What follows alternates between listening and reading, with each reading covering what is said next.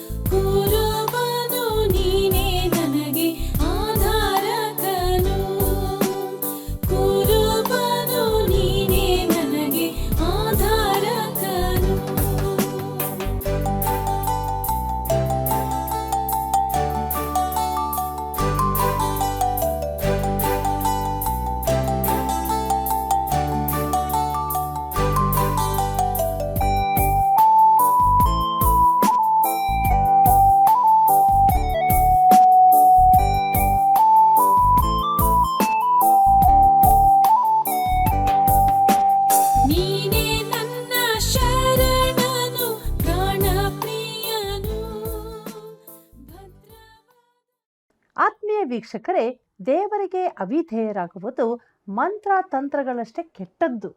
ನಮ್ಮ ಆತ್ಮೀಯ ಜೀವಿತಕ್ಕೆ ಅತಿ ಅಗತ್ಯವಾದ ವಿಷಯಗಳನ್ನು ನೀಡುವ ದೈವಾನ್ವೇಷಣೆ ಕಾರ್ಯಕ್ರಮಕ್ಕೆ ಪ್ರೀತಿಯ ಸ್ವಾಗತ. ಅರಸನಾದ ಹಿಜ್ಕೀಯನ ಕಾಲದಲ್ಲಿ ದೇಶವು ಸ್ವಲ್ಪ ಮಟ್ಟಕ್ಕೆ ಸಮಾಧಾನಕ್ಕೆ ಬಂದಿತ್ತು. ಬದಲಾವಣೆಗಳು ಅಗತ್ಯ, ಅದು ದೇವರ ವಾಕ್ಯಕ್ಕೆ ಸರಿಯಾಗಿರಬೇಕು. ಬನ್ನಿರಿ, ಈ ಅಧ್ಯಯನದಲ್ಲಿ ಪೆರ್ಗಮ ಸಭೆಯಲ್ಲಿ ನಡೆಯುತ್ತಿದ್ದ ಆಚರಣೆಯು ಅವರನ್ನು ಆತ್ಮಿಕ ಮಟ್ಟದಿಂದ ಹೇಗೆ ಕೆಳಗಿಳಿಸಿತು ಎಂಬುದನ್ನು ನೋಡೋಣ. ಕರ್ತನಲ್ಲಿ ಪ್ರೀತಿಯುಳ್ಳ ಸಹೋದರ ಸಹೋದರಿಯರೇ, ಬೇಡಿಕೊಳ್ಳಿರಿ ನಿಮಗೆ ದೊರೆಯುವುದು ಎಂಬುದಾಗಿ ಹೇಳಿದಂಥ ನಮ್ಮ ರಕ್ಷಕನಾದ ಯೇಸು ಕ್ರಿಸ್ತನ ಮಹಿಮೆಯ ನಾಮದಲ್ಲಿ ನನ್ನ ಹೃದಯಪೂರ್ವಕವಾದ ವಂದನೆಗಳು. ಪ್ರಿಯರೇ, 2ನೇ ಅರಸುಗಳು ಪುಸ್ತಕದ ಅಧ್ಯಯನದಲ್ಲಿ ನಾವು ಮುಂದೆ ಸಾಗುತ್ತಾ ಇದ್ದೇವೆ. ಇಂದು ನಾವು 2ನೇ ಅರಸುಗಳು ಪುಸ್ತಕದ 18ನೇ ಅಧ್ಯಾಯದ ಧ್ಯಾನವನ್ನು ಪ್ರಾರಂಭಿಸುವಾಗ ಅದರ ಮುಖ್ಯ ಪ್ರಸ್ತಾಪ ಹಿಜ್ಕೀಯನ ಆಳಿಕೆಯಲ್ಲಿ ಪುನರುಜ್ಜೀವನ ಹಾಗೂ ಪರೀಕ್ಷೆ ಎಂಬುದಾಗಿದೆ. ಪ್ರಿಯರೇ, ಈ ಭಾಗವು ಮುಖ್ಯವಾದುದರಿಂದ 2 ಬಾರಿ ಈ ಪುಸ್ತಕದಲ್ಲಿ ಹಾಗೂ 2ನೇ ಪೂರ್ವಕಾಲ ವೃತ್ತಾಂತದಲ್ಲಿ ಬರೆಯಲ್ಪಟ್ಟಿದೆ ಮತ್ತು ಯೆಶಾಯನ ಪುಸ್ತಕದ ಚರಿತ್ರೆಯ ಭಾಗದಲ್ಲೂ ಇರುತ್ತದೆ. ಉತ್ತರದ ರಾಜ್ಯದವರನ್ನು ಅಶ್ಶೂರ್ಯರು ಸರಿಯಾಗಿ ಒಯ್ದದನ್ನು ನಾವು ನೋಡಿದೆವು. ಇದು ನಡೆದದಕ್ಕೆ ದೇವರು 3 ಕಾರಣಗಳನ್ನು ಕೊಡುತ್ತಾನೆ. ಅದಾವದೆಂದರೆ, 1ನೇದಾಗಿ ಇಸ್ರಾಯೇಲ್ಯರು ದೇವರಿಗೆ ಅವಿಧೇಯರಾದರು, 2ನೇದಾಗಿ ದೇವರ ಮೇಲೆ ಸಂಶಯಪಟ್ಟರು ಹಾಗೂ 3ನೇದಾಗಿ ದೇವರನ್ನು ಎದುರಿಸಿದರು ಎಂಬುವುಗಳೇ. ಕರ್ತನಲ್ಲಿ ಪ್ರಿಯರೇ, ಇದೇ ಸಮಯದಲ್ಲಿ ದಕ್ಷಿಣದ ರಾಜ್ಯದಲ್ಲಿ ಒಬ್ಬ ಒಳ್ಳೆಯ ಅರಸನು ಆಳತೊಡಗಿದನು. ಈಗ ಉತ್ತರದ ರಾಜ್ಯವು ಚಿತ್ರದಲ್ಲಿಲ್ಲದ್ದರಿಂದ ಇಲ್ಲಿಂದ ಮುಂದಕ್ಕೆ ನಾವು ದಕ್ಷಿಣದ ರಾಜ್ಯದ ಕುರಿತು ಮಾತ್ರ ನೋಡಲಿಕ್ಕಿದ್ದೇವೆ. ಈ ಸಮಯದಲ್ಲಿ ಯಹೂದ ರಾಜ್ಯದಲ್ಲಿ ಒಳ್ಳೆಯ ಅರಸರುಗಳಿದ್ದು ಭಕ್ತಿ ಸಂಜೀವನಕ್ಕೆ ಕಾರಣರಾದದ್ದರಿಂದ ದೇವರು ಅವರನ್ನು ಸೆರೆಗೆ ಕಳುಹಿಸಲಿಲ್ಲ. ಪ್ರಿಯರೇ, ಹಿಜ್ಕೀಯನು ಅವರಲ್ಲೊಬ್ಬನು. ದಾವೀದನ ಬಳಿಕ ರಾಜ್ಯವಾಳಿದವರಲ್ಲಿ ಇವನು ಅತ್ಯುತ್ತಮ ರಾಜನಾಗಿದ್ದನು. 2 ಅರಸುಗಳು 18ನೇ ಅಧ್ಯಾಯ ಮೊದಲಿನ 3 ವಚನಗಳು ಹೀಗೆ ಹೇಳುತ್ತದೆ. ಇಸ್ರಾಯೇಲ್ಯರ ಅರಸನು ಏಲನ ಮಗನೂ ಆದ ಓಶೇಯನ ಆಳಿಕೆಯ 3ನೇ ವರ್ಷದಲ್ಲಿ ಯಹೂದ ರಾಜನಾದ ಅಹಾಜನ ಮಗ ಹಿಜ್ಕೀಯನು ಆಳತೊಡಗಿದನು. ಇವನು ಪಟ್ಟಕ್ಕೆ ಬಂದಾಗ 25 ವರ್ಷದವನಾಗಿದ್ದು ಯೆರೂಸಲೇಮಿನಲ್ಲಿ 29 ವರ್ಷ ಆಳಿದನು. ಜಕರೀಯನ ಮಗಳಾದ ಅಬಿ ಎಂಬಾಕೆಯು ಇವನ ತಾಯಿ. ಇವನು ಎಲ್ಲಾ ವಿಷಯಗಳಲ್ಲಿಯೂ ತನ್ನ ಪೂರ್ವಿಕನಾದ ದಾವೀದನಂತೆ ಯೆಹೋವನ ಚಿತ್ತಾನುಸಾರವಾಗಿ ನಡೆದನು ಎಂಬುದಾಗಿ. ಪ್ರೀತಿಯುಳ್ಳ ದೇವಜನರೇ, ಹಿಜ್ಕೀಯನ ತಂದೆಯಾದ ಅಹಾಜನು ಬಹು ಕೆಟ್ಟವನಾಗಿದ್ದನು. ಆದರೂ ಅವನ ಈ ಮಗನು ಒಳ್ಳೆಯವನಾಗಿದ್ದನು. ಹಿಜ್ಕೀಯನ ತಾಯಿಯು ಒಳ್ಳೆಯವಳು, ಭಕ್ತಿವಂತಳೂ ಆಗಿದ್ದಿರಬೇಕು. ಆಕೆಯ ಹೆಸರು ಅಬಿ ಎಂದು ಹೇಳಲಾಗಿದೆ. ಮುಂದಕ್ಕೆ ನಾವು ನೋಡೋಣ. ಹಿಜ್ಕೀಯನ ಆಳ್ವಿಕೆಯಲ್ಲಿ ಯಹೂದದಲ್ಲಾದ ಭಕ್ತಿ ಸಂಜೀವನ ಎಂಬುದಾಗಿ. ಪ್ರೀತಿಯುಳ್ಳ ದೇವಜನರೇ, 2 ಅರಸುಗಳು 18ನೇ ಅಧ್ಯಾಯ 4ನೇ ವಚನವನ್ನು ಗಮನಿಸಿರಿ. ಅಲ್ಲಿ ನಾವು ಹೀಗೆ ನೋಡುತ್ತೇವೆ. ಪೂಜಾ ಸ್ಥಳಗಳನ್ನು ಹಾಳು ಮಾಡಿ ಕಲ್ಲು ಕಂಬಗಳನ್ನು ಒಡೆದು ಆಶೇರ ವಿಗ್ರಹ ಸ್ತಂಭಗಳನ್ನು ಕಡಿದು ಹಾಕಿದನು. ಮೋಶೆಯು ಮಾಡಿಸಿದ ತಾಮ್ರ ಸರ್ಪವನ್ನು ಚೂರು ಚೂರು ಮಾಡಿದನು. ಇಸ್ರಾಯೇಲ್ಯರು ಅದಕ್ಕೆ ಆವರೆಗೂ ಧೂಪ ಸುಡುತ್ತಿದ್ದರು. ಅದಕ್ಕೆ ನ್ಯೂಷಾಸ್ಟಾನ್ ಎಂದು ಹೆಸರಿತ್ತು ಎಂಬುದಾಗಿ. ಕರ್ತನಲ್ಲಿ ಪ್ರಿಯರೇ, ಹಿಜ್ಕೀಯನು ವಿಶೇಷ ವ್ಯಕ್ತಿಯಾಗಿದ್ದನು. ಅವನು ತನ್ನ ಜನರನ್ನು ಭಕ್ತಿ ಸಂಜೀವನಕ್ಕೆ ನಡೆಸಿದನು. ದೇಶದಲ್ಲಿದ್ದ ವಿಗ್ರಹಾರಾಧನೆಯನ್ನು ತೆಗೆದುಹಾಕಿದನು. ಪ್ರೀತಿಯುಳ್ಳ ದೇವಜನರೇ, ಈ ವಚನದಲ್ಲಿ ಮೋಶೆ ಅರಣ್ಯದಲ್ಲಿ ಮಾಡಿಸಿದ ತಾಮ್ರದ ಸರ್ಪದ ವಿಚಾರ ಹೇಳಿಯದೆ. ಅರಣ್ಯಕಾಂಡ ಪುಸ್ತಕ 21ನೇ ಅಧ್ಯಾಯ ಮೊದಲಿನ 9 ವಚನಗಳನ್ನು ನೀವು ನೋಡುವುದಾದರೆ ಆ ಸಂಗತಿಯು ಅಲ್ಲಿ ಬರೆಯಲ್ಪಟ್ಟಿದೆ. ಪ್ರಿಯರೇ, ಮೋಶೆ ಮಾಡಿದ ಆ ಸರ್ಪ ಏನಾಯಿತು? ಅದು ಉಳಿಸಲ್ಪಟ್ಟಿತು. ಅದು ಒಂದು ವಿಶೇಷ ಘಟನೆಗೆ ಸಾಕ್ಷಿಯಾದ್ದರಿಂದ ಅದನ್ನು ದೇವಾಲಯದಲ್ಲಿ ಇಟ್ಟಿದ್ದರು. ಆದರೆ ಮುಂದೆ ಇಸ್ರಾಯೇಲ್ಯರು ಅದನ್ನೇ ಪೂಜಿಸತೊಡಗಿದರು. ತಮ್ಮ ದ್ರೋಹಕ್ಕಾಗಿ ದೇವರ ಶಿಕ್ಷೆ ಬಂದಾಗ ಅವರ ಪೂರ್ವಜರು ಈ ತಾಮ್ರದ ಸರ್ಪದ ಕಡೆಗೆ ನಂಬಿಕೆಯಿಂದ ನೋಡಿದಂತೆ ಸುಮ್ಮನಿರದೆ ಇಸ್ರಾಯೇಲ್ಯರು ಅದನ್ನೇ ಪೂಜಿಸತೊಡಗಿದರು. ಈಗ ಅದು ಅವರಿಗೊಂದು ತೊಡಕಾಗಿ ಪರಿಣಮಿಸಿತು. ಅದರ ನಿಜವಾದ ಅರ್ಥವನ್ನು ಅವರು ಮರೆತು ಬಿಟ್ಟರು. ಯೋಹಾನ ಬರೆದ ಸುವಾರ್ತೆ 3ನೇ ಅಧ್ಯಾಯ 14 ಮತ್ತು 15ನೇ ವಚನದಲ್ಲಿ ಹೀಗೆ ಬರೆದದೆ. ಇದಲ್ಲದೆ ಜನರು ನೋಡಿ ಜೀವದಿಂದುಳಿಯಬೇಕೆಂದು ಮೋಶೆಯು ಅಡವಿಯಲ್ಲಿ ಆ ಸರ್ಪವನ್ನು ಎತ್ತರದಲ್ಲಿಟ್ಟ ಹಾಗೆಯೇ ಮನುಷ್ಯಕುಮಾರನು ತನ್ನನ್ನು ನಂಬುವವರೆಲ್ಲರೂ ನಿತ್ಯ ಜೀವವನ್ನು ಪಡೆಯಬೇಕೆಂದು ಎತ್ತರದಲ್ಲಿಡಲ್ಪಡಬೇಕು ಎಂಬುದಾಗಿ. ಪ್ರೀತಿಯುಳ್ಳ ದೇವಜನರೇ, ಏಷ್ಯಾ ಖಂಡದ 7 ಸಭೆಗಳ ಕುರಿತು ಅಧ್ಯಯನ ಮಾಡುವಾಗ ಪೆರ್ಗಮ ಸಭೆಯಲ್ಲಿ ಮಾತ್ರ ಸರ್ಪದ ಆಕಾರವು ಆರಾಧಿಸಲ್ಪಡುತ್ತಿತ್ತು. ದೇವರು ಈ ದೃಶ್ಯ ವಸ್ತುವನ್ನು ಯಾವಾಗ ಬಿಟ್ಟು ಬಿಟ್ಟಿದ್ದಾನೆಂದು ಅವರು ತಿಳಿಯದೆ ಅದನ್ನು ಪೂಜಿಸುತ್ತಿದ್ದರು. ಅವರು ಅದನ್ನು ನ್ಯೂಷಾಸ್ಟಾನ್ ಎಂದು ಕರೆದು ಅದಕ್ಕೆ ಧೂಪವನ್ನರ್ಪಿಸಿದರು. ಈಗ ಹಿಜ್ಕೀಯನು ಅದನ್ನು ಪುಡಿ ಪುಡಿ ಮಾಡಿದನು. ಅದನ್ನು ಬಿಸಾಡಲು ಇದುವೇ ತಕ್ಕದಾದ ಸಮಯವಾಗಿತ್ತು. ಕರ್ತನಲ್ಲಿ ಪ್ರಿಯರೇ, ಇದರಲ್ಲಿ ನಮಗೆ ಉತ್ತಮ ಆತ್ಮಿಕ ಪಾಠವಿದೆ. ದೇವರು ಹಿಂದಿನ ಕಾಲಗಳಲ್ಲಿ ಕೆಲವು ಸಂಸ್ಥೆಗಳನ್ನು, ಜನರ ಗುಂಪನ್ನು ಹಾಗೂ ವಿಧಾನಗಳನ್ನು ಅನುಸರಿಸಿದ್ದನು. ಆದರೆ ದೇವರು ಅವುಗಳನ್ನು ಯಾವಾಗ ಕೈಬಿಟ್ಟನೆಂಬುದನ್ನು ಜನರು ತಿಳಿದುಕೊಳ್ಳಲಿಲ್ಲ. ಆದ್ದರಿಂದ ಜನರು ಅದಕ್ಕೆ ಜೋತು ಬಿದ್ದಿದ್ದರು. ದೇವರು ಈ ರೀತಿ ಉಪಯೋಗಿಸಿ ಬಳಿಕ ಬಿಟ್ಟು ಬಿಟ್ಟ ಅನೇಕ ಸಂಸ್ಥೆಗಳನ್ನು ನಾನು ಹೆಸರಿಸಬಹುದು. ಅದರಲ್ಲಿ ಉದ್ಯೋಗದಲ್ಲಿರುವ ಕೆಲವೇ ಮಂದಿಗಾಗಿ ಅದು ಉಳಿದುಕೊಂಡಿರಬಹುದು. ಪ್ರಿಯರೇ, ಅವು ತಾಮ್ರದ ಸರ್ಪದಂತೆ ಮಾಯವಾಗಿ ಹೋಗಿವೆ. ಒಂದು ಕಾಲದಲ್ಲಿ ಅವು ಉದ್ದೇಶಪೂರ್ವಕವಾಗಿ ಅಸ್ತಿತ್ವದಲ್ಲಿದ್ದರೂ ದೇವರು ಅದರ ಉಪಯೋಗ ಮುಗಿದ ಬಳಿಕ ಅದನ್ನು ತ್ಯಜಿಸಿದ್ದನು. ಪ್ರೀತಿಯುಳ್ಳ ಸಹೋದರ ಸಹೋದರಿಯರೇ, ವರ್ಷಾನುಗಟ್ಟಲೆಯಿಂದಲೂ ಹಿಂದಿನದೇ ಕೆಲವು ಕ್ರಮಗಳನ್ನು ಅನುಸರಿಸುತ್ತಾ ಬಂದಿರುವ ಅನೇಕ ಸಭೆಗಳನ್ನು ನಾನು ನೋಡಿದ್ದೇನೆ. ನಾವು ಹಿಂದಿನಿಂದಲೂ ಹಾಗೆಯೇ ಮಾಡುತ್ತಾ ಬಂದಿದ್ದೇವೆ ಎಂದು ಅವರು ಹೇಳುತ್ತಾರೆ. ಈ ಹಳೇ ವಿಧಾನಗಳಲ್ಲಿ ಕೆಲವನ್ನು ಬದಲಾಯಿಸುವ ಅಗತ್ಯವಿರಬಹುದು. ದೇವರು ಯಾವಾಗಲೂ ಒಂದೇ ರೀತಿಯಾಗಿ ವರ್ತಿಸುವುದಿಲ್ಲ. ಪೌಲನು ತನ್ನ ಪ್ರಸಂಗಗಳ ಬಳಿಕ ಯಾರಿಗೂ ಮುಂದೆ ಬರಲು ಆಹ್ವಾನ ನೀಡುತ್ತಿರಲಿಲ್ಲ. ಆದರೆ ಡಿ.ಎಲ್. ಮೂಡಿಯವರು ಈ ಕ್ರಮವನ್ನು ಪ್ರಾರಂಭಿಸಿದರೆಂದು ತೋರುತ್ತದೆ.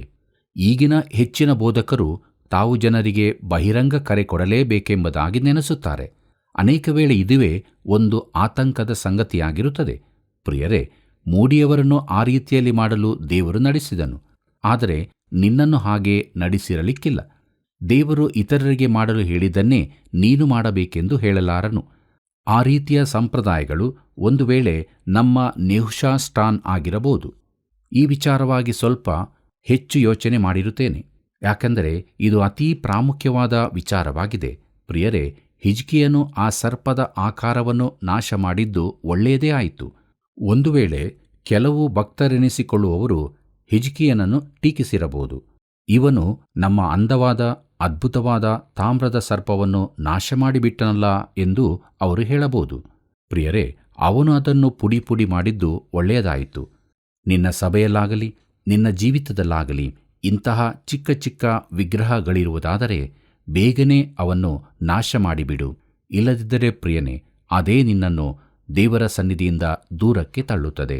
2 ಅರಸುಗಳು 18ನೇ ಅಧ್ಯಾಯ 5 ಮತ್ತು 6ನೇ ವಚನವನ್ನು ಗಮನಿಸಿರಿ. ಅಲ್ಲಿ ನಾವು ಹೀಗೆ ನೋಡುತ್ತೇವೆ, ಇವನು ಇಸ್ರಾಯೇಲ್ ದೇವರಾದ ಯೆಹೋವನಲ್ಲಿ ಭರವಸವಿಟ್ಟಿದ್ದನು. ಯಹೂದ್ಯರಲ್ಲಿ ಇವನಿಗೆ ಸಮಾನನಾದ ಅರಸನು ಮುಂಚೆಯೂ ತರುವಾಯವೂ ಇರಲಿಲ್ಲ.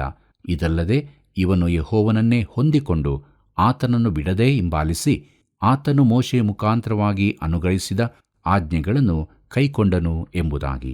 ಪ್ರೀತಿಯುಳ್ಳ ದೇವಜನರೇ, ಹಿಜ್ಕೀಯನಿಗೆ ಸಮಾನರಾದವರು ಅವನಿಗಿಂತ ಮೊದಲು ಆ ಬಳಿಕವೂ ಯಾರೂ ಇರಲಿಲ್ಲ. ಅವನು ದಾವೀದನಿಗೆ ಸಮಾನನಾದವನಾಗಿದ್ದನು. ಅವನು ದೇವರಿಂದ ಉಪಯೋಗಿಸಲ್ಪಟ್ಟ ಬಲಿಷ್ಠ ರಾಜನಾಗಿದ್ದನು. ಆದ್ದರಿಂದಲೇ ಅವನ ಜೀವಿತದ ಕುರಿತಾಗಿ ಹಳೆ ಒಡಂಬಡಿಕೆಯ 3 ಪುಸ್ತಕದಲ್ಲಿ ಉಲ್ಲೇಖವಾಗಿರುತ್ತದೆ. ಅದಾವತೆಂದರೆ 2ನೇ ಅರಸುಗಳು, 2ನೇ ಪೂರ್ವಕಾಲ ವೃತ್ತಾಂತ ಹಾಗೂ ಯೆಶಾಯನ ಪ್ರವಾದನೆ. ಪ್ರೀತಿಯುಳ್ಳ ದೇವಜನರೇ, ಮುಂದಕ್ಕೆ ನಾವು ನೋಡುತ್ತೇವೆ ಯೆಹೂದದ ಮೊದಲ ದಂಡಯಾತ್ರೆ ಎಂಬುದಾಗಿ. 2ನೇ ಅರಸುಗಳು 18ನೇ ಅಧ್ಯಾಯ 7ನೇ ವಚನದಿಂದ 10ನೇ ವಚನದವರೆಗೆ ಗಮನಿಸಿರಿ. ಅಲ್ಲಿ ಹೀಗೆ ಬರೆದದೆ, ಯೆಹೋವನು ಇವನ ಸಂಗಡ ಇದ್ದದರಿಂದ ಎಲ್ಲಿಗೆ ಹೋದರೂ ಕೃತಾರ್ಥನಾಗಿ ಬರುತ್ತಿದ್ದನು. ಇವನು ಅಶ್ಶೂರದ ಅರಸನಿಗೆ ವಿರೋಧವಾಗಿ ತಿರುಗಿಬಿದ್ದು ಸ್ವತಂತ್ರನಾದನು. ಗಾಜಾ ಪ್ರಾಂತದವರೆಗೆ ವಾಸವಾಗಿದ್ದ ಫಿಲಿಷ್ಟಿಯರನ್ನು ಸೋಲಿಸಿ ಕಾವಲುಗಾರರ ಬುರುಜಿರುವ ಚಿಕ್ಕ ಹಳ್ಳಿ ಮೊದಲುಗೊಂಡು ಕೋಟೆ ಕೊತ್ತಲುಗಳುಳ್ಳ ಮಹಾನಗರಗಳವರೆಗೂ ಎಲ್ಲ ಊರುಗಳನ್ನು ಹಾಳು ಮಾಡಿದನು.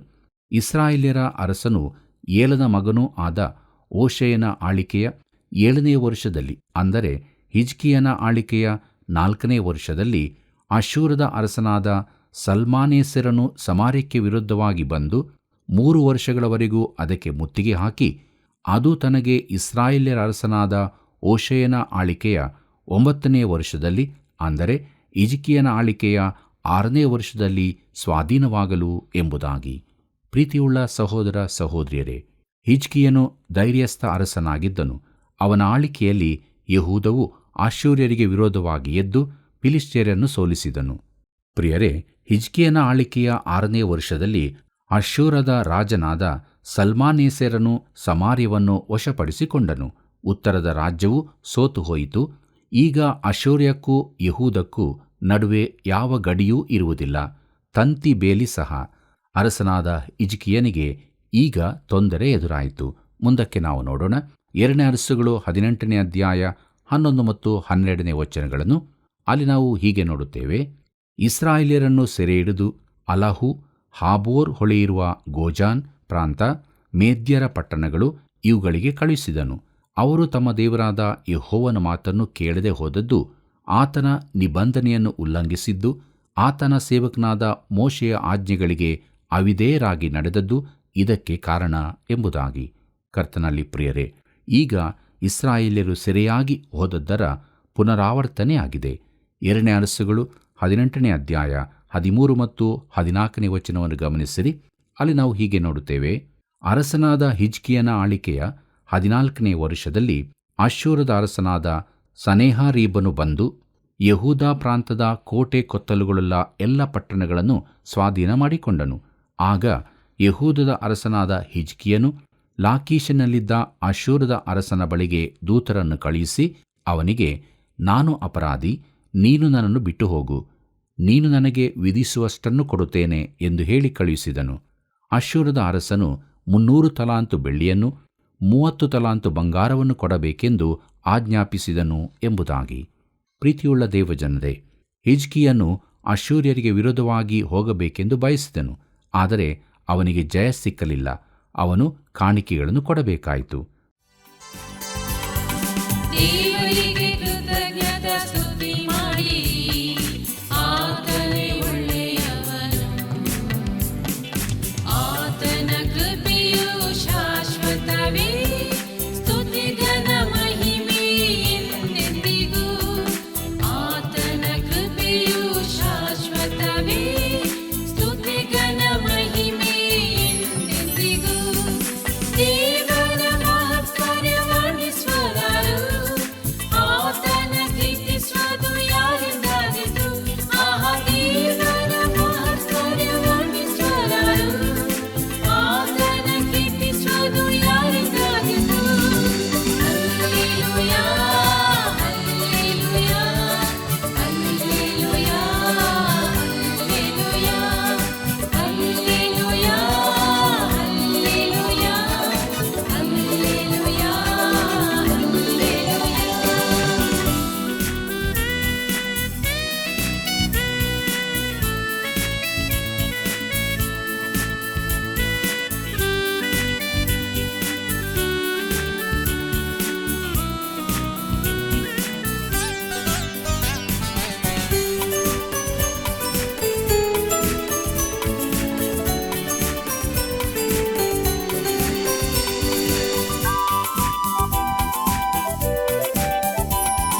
ಬೆಟ್ಟಗಳು ಸ್ಥಳ ಬಿಟ್ಟು ಹೋದರು, ಗುಡ್ಡಗಳು ಕದಲಿದರು,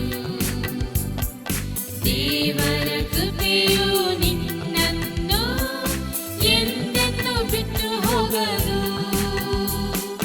ದೇವರ ಕೃಪೆಯು ನಿನ್ನನ್ನು ಎಂದೆಂದು ಬಿಟ್ಟು ಹೋಗದು. ದೇವರ ಮಹತ್ಕಾರ್ಯ ವರ್ಣಿಸುವವರು, ಆತನ ಕೀರ್ತಿಸುವುದು ಯಾರಿಂದಾದೀತು? ಆಹಾ, ದೇವರ ಮಹತ್ಕಾರ್ಯ ವರ್ಣಿಸುವವರು, ಆತನ ಕೀರ್ತಿಸುವುದು ಯಾರಿಂದಾದೀತು? Hallelujah, hallelujah, hallelujah, hallelujah. ಮುಂದಕ್ಕೆ ನಾವು ನೋಡೋಣ 2 ಅರಸುಗಳು 18ನೇ ಅಧ್ಯಾಯ 16ನೇ ವಚನವನ್ನು. ಅಲ್ಲಿ ಹೀಗೆ ಬರೆದದೆ, ತಾನು ಯೆಹೋವನ ಆಲಯದ ಕದಗಳಿಗೂ ಕಂಬಗಳಿಗೂ ಒದಿಸಿದ್ದ ಬಂಗಾರದ ತಗಡನ್ನೂ ತೆಗೆದುಕೊಂಡು ಅಶ್ಶೂರದ ಅರಸನಿಗೆ ಕಳಿಸಿದನು ಎಂಬುದಾಗಿ. ಕರ್ತನಲ್ಲಿ ಪ್ರಿಯರೇ, ಯೆಹೂದಕ್ಕೆ ಸನೇಹಾರೀಬನಿಂದ 2ನೇ ಮುತ್ತಿಗೆ ಎಂಬುದನ್ನು ನೋಡೋಣ. 2ನೇ ಅರಸುಗಳು 18ನೇ ಅಧ್ಯಾಯ 17ನೇ ವಚನವನ್ನು ಗಮನಿಸಿರಿ. ಅಲ್ಲಿ ಹೀಗೆ ಬರೆದದೆ, ಅಶ್ಶೂರದ ಅರಸನು ಲಾಕೀಷಿನಿಂದ ಮಹಾ ಸೈನ್ಯ ಸಹಿತನಾದ ತರ್ತಾನ್, ರಬಾಕ್ಷಾರೀಸ್, ರಬ್ಷಾಕೆ ಎಂಬವರನ್ನು ಯೆರೂಸಲೇಮಿನಲ್ಲಿದ್ದ ಹಿಜ್ಕೀಯನ ಬಳಿಗೆ ಕಳುಹಿಸಿದನು. ಇವರು ಗಟ್ಟ ಹತ್ತಿ ಯೆರೂಸಲೇಮಿಗೆ ಬಂದು ಮಡಿವಾಳರ ಹೊಲದ ಮೇಲೆ ಹೋಗುವ ರಾಜಮಾರ್ಗದ ಹತ್ತಿರ ಅಲ್ಲಿನ ಕೆರೆಯ ಕಾಲುವೆಯ ಬಳಿಯಲ್ಲಿ ಪಾಳೆಯ ಮಾಡಿಕೊಂಡು ಅರಸನನ್ನು ಕೂಗಿ ಕರೆದರು ಎಂಬುದಾಗಿ. ಕರ್ತನಲ್ಲಿ ಪ್ರಿಯರೇ, ಸನೇಹಾರೀಬನು ದೊಡ್ಡ ಸೈನ್ಯದೊಂದಿಗೆ ಬಂದು ಯೆರೂಸಲೇಮನ್ನು ಭಯಪಡಿಸಿದನು.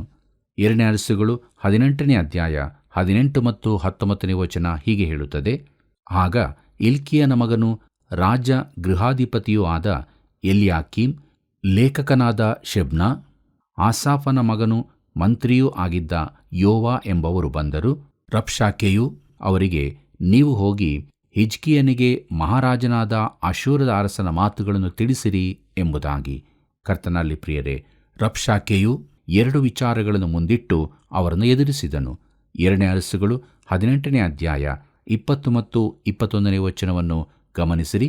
ಅಲ್ಲಿ ನಾವು ಹೀಗೆ ನೋಡುತ್ತೇವೆ, ನಿನ್ನ ಭರವಸಕ್ಕೆ ಯಾವ ಆಧಾರವುಂಟು? ಬರೀ ಒಂದು ಬಾಯಿ ಮಾತಿನ ಮೇಲೆ ಯುದ್ಧಕ್ಕೆ ಬೇಕಾದ ವಿವೇಕವೂ ಬಲವೂ ಉಂಟೆಂದು ಅಂದುಕೊಳ್ಳುತ್ತಿ, ನೀನು ಯಾರನ್ನು ನಂಬಿಕೊಂಡು ನನಗೆ ವಿರೋಧವಾಗಿ ತಿರುಗಿ ಬಿದ್ದಿದ್ದಿ? ಜಜ್ಜಿದ ದಂಟಿಗೆ ಸಮಾನವಾಗಿರುವ ಐಗುಪ್ತದಲ್ಲಿ ಭರವಸವಿಟ್ಟಿರುವೆಯಷ್ಟೇ. ಒಬ್ಬನು ಅಂಥ ದಂಟಿನ ಮೇಲೆ ಕೈಯೂರಿಕೊಳ್ಳುವುದಾದರೆ ಅದು ಅವನ ಕೈಯನ್ನು ತಿವಿದು ಒಳಗೆ ಹೋಗುತ್ತದಲ್ಲವೇ? ಐಗುಪ್ತದ ಅರಸನಾದ ಫರೋಹನಲ್ಲಿ ಭರವಸವಿಟ್ಟವರಿಗೆ ಅದೇ ಗತಿಯಾಗುವುದು ಎಂಬುದಾಗಿ. ಕರ್ತನಲ್ಲಿ ಪ್ರಿಯರೇ, ಹಿಜ್ಕೀಯನು ಐಗುಪ್ತದಿಂದ ಸಹಾಯವನ್ನು ನಿರೀಕ್ಷಿಸುತ್ತಾನೆಂದು ತಿಳಿದಿದ್ದ ರಬ್ಷಾಕೆಯು ಐಗುಪ್ತವನ್ನು ಜಜ್ಜಿದ ದಂಟು ಎಂಬುದಾಗಿ ಕರೆಯುತ್ತಾನೆ. ಅದು ಮುರಿದು ಹೋಗಿ ಕೈಯನ್ನು ಚುಚ್ಚಿಕೊಳ್ಳುತ್ತದೆ. ಐಗುಪ್ತದಿಂದ ನಿನಗೇನು ಸಹಾಯವಾಗದು ಎನ್ನುತ್ತಾನೆ. ಬಳಿಕ ಇನ್ನೊಂದು ಆಧಾರದ ಕುರಿತಾಗಿಯೂ ಅಪಹಾಸ್ಯ ಮಾಡುತ್ತಾನೆ. ಅದೇನೆಂಬುದನ್ನು ನೋಡೋಣ. 2 ಅರಸುಗಳು 18ನೇ ಅಧ್ಯಾಯ 22ನೇ ವಚನವನ್ನು ಗಮನಿಸಿರಿ. ಅಲ್ಲಿ ಹೀಗೆ ಬರೆದದೆ, ಒಂದು ವೇಳೆ ನೀವು ನಮ್ಮ ದೇವರಾದ ಯೆಹೋವನನ್ನು ನಂಬಿಕೊಂಡಿದ್ದೇವೆಂದು ಹೇಳಬಹುದು. ಹಿಜ್ಕೀಯನು ಯೆರೂಸಲೇಮಿನ ಯಜ್ಞವೇದಿಯ ಮುಂದೆಯೇ ಆರಾಧನೆ ಮಾಡಬೇಕೆಂಬುದಾಗಿ ಯೆಹೂದ್ಯರಿಗೂ ಯೆರೂಸಲೇಮಿನವರಿಗೂ ಆಜ್ಞಾಪಿಸಿ, ಆ ಯೆಹೋವನ ಪೂಜಾಸ್ಥಳಗಳನ್ನು ಬೇರೆ ಎಲ್ಲ ಯಜ್ಞವೇದಿಗಳನ್ನು ಹಾಳು ಮಾಡಿದನಲ್ಲ ಎಂಬುದಾಗಿ.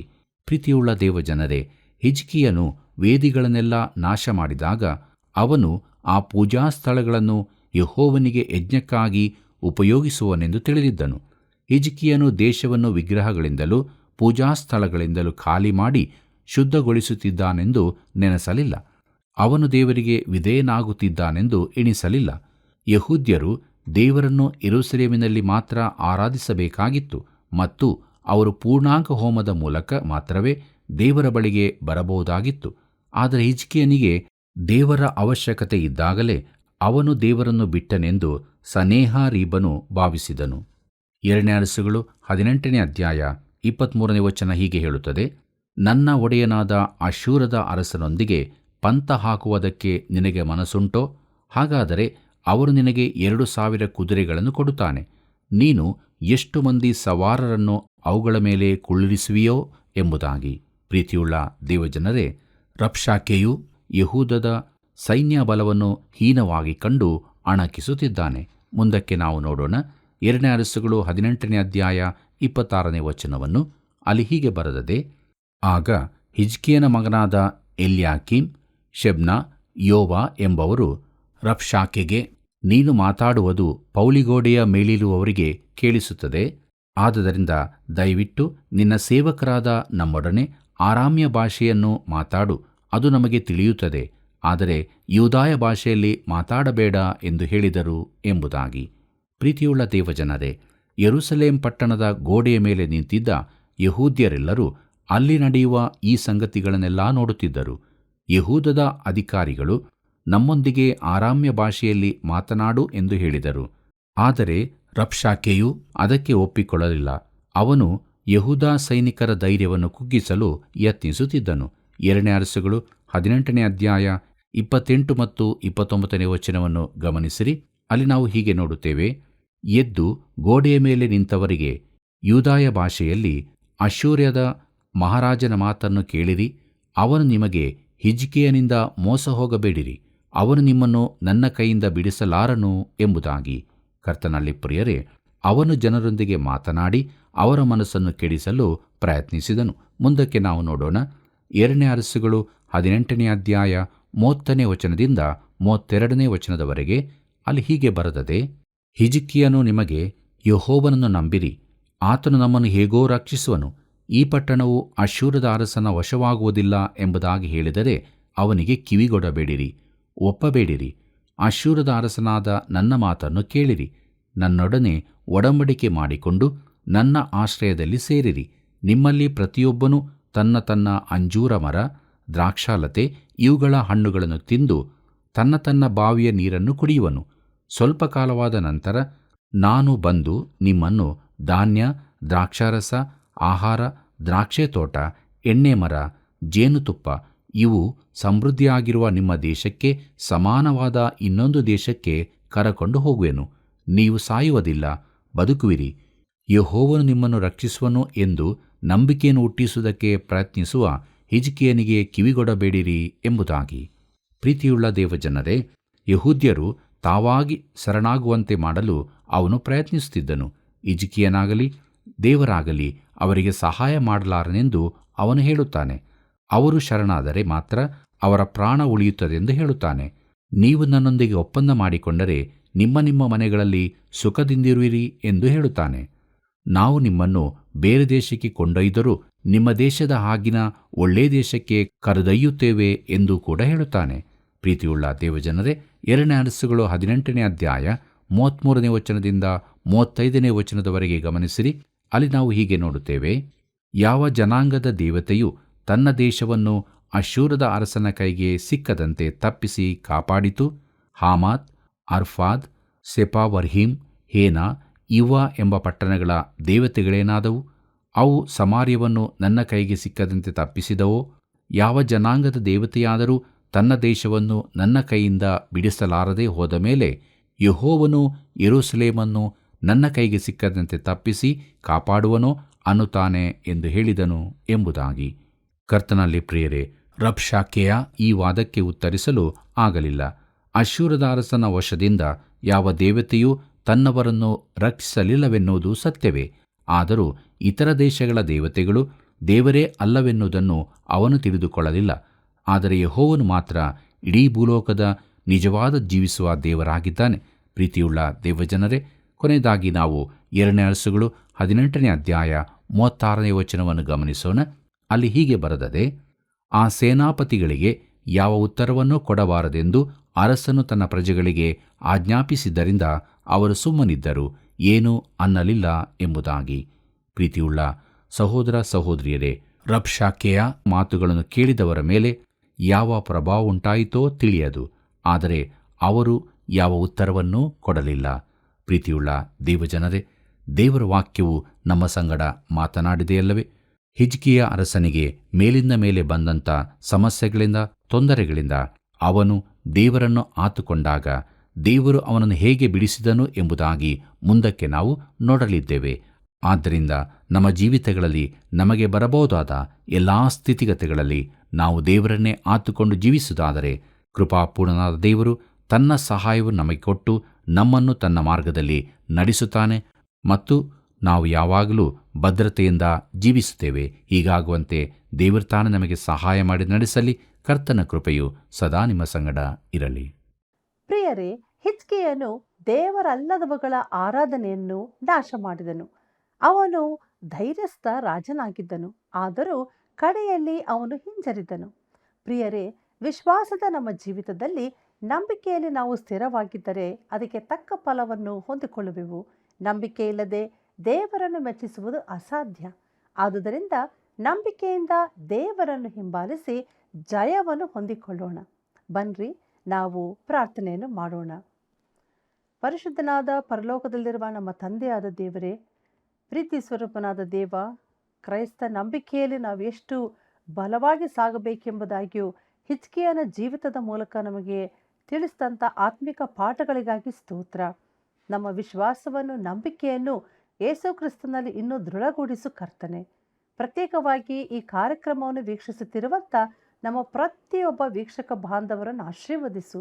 ಅವರೂ ಸಹ ನಿನ್ನ ವಾಕ್ಯದಲ್ಲಿ ಬೆಳೆದು ನಂಬಿಕೆಯಲ್ಲಿ, ವಿಶ್ವಾಸದಲ್ಲಿ ಮುಂದೆ ಮುಂದೆ ಸಾಗಲು ಕೃಪೆ ಮಾಡು. ಯೇಸುವಿನ ನಾಮದಲ್ಲಿ ಬೇಡಿದ್ದೇವೆ ತಂದೆಯೇ, ಆಮೇನ್.